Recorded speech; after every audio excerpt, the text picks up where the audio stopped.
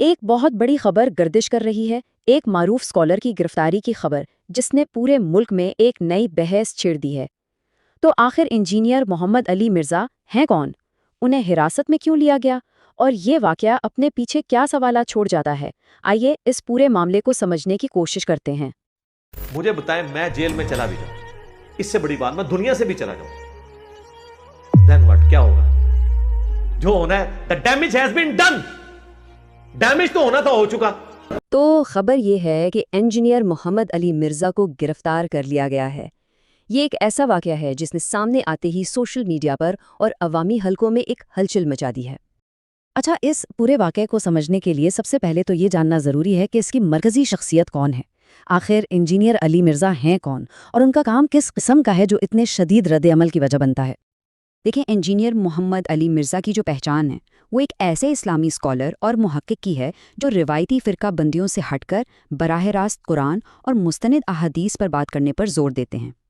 ان کا جو بنیادی مشن بتایا جاتا ہے وہ ہے لوگوں کو فرقہ پرستی کی تقسیم سے بچانا، اور یہی چیز ان کے کام کو ایک ہی وقت میں مقبول بھی بناتی ہے اور متنازع بھی۔ اگر ان کے کام کا نچوڑ نکالا جائے تو وہ شاید اس ایک جملے میں آ سکتا ہے: اسلام کی حقیقی روح کی وضاحت کرنا۔ اور یہی وہ مرکزی نقطہ ہے جسے ان کے حامی ان کے مشن کی بنیاد مانتے ہیں۔ تو سوال یہ پیدا ہوتا ہے کہ اگر ان کا مقصد اتحاد اور اسلام کی اصل روح کو سمجھانا تھا تو پھر ان کی گرفتاری کی نوبت ہی کیوں آئی؟ رپورٹس اس کی کیا وجوہات بتا رہی ہیں؟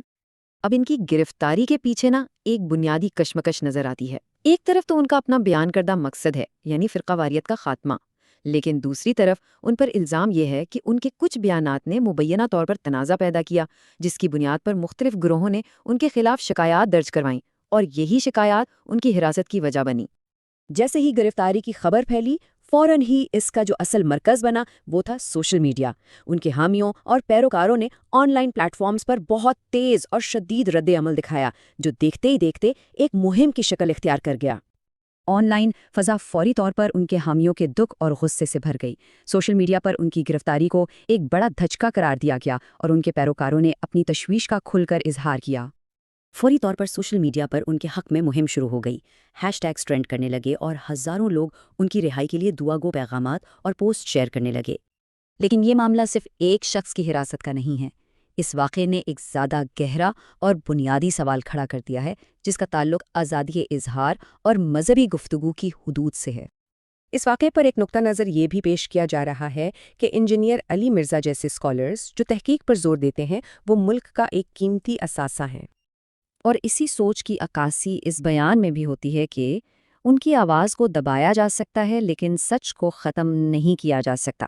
یہ جملہ اس پورے تنازع کو دباؤ اور سچائی کی ایک جنگ کے طور پر پیش کرتا ہے۔ تو یہ سارا واقعہ ہمیں ایک بنیادی سوال پر لا کر چھوڑ دیتا ہے، جس کا تعلق صرف اس ایک گرفتاری سے نہیں بلکہ پورے معاشرے سے ہے۔ کیا سچ بولنے پر کسی کو جیل بھیجنا انصاف ہے؟ اس سوال کا جواب ہی اس واقعے کے مستقبل کا تعین کرے گا۔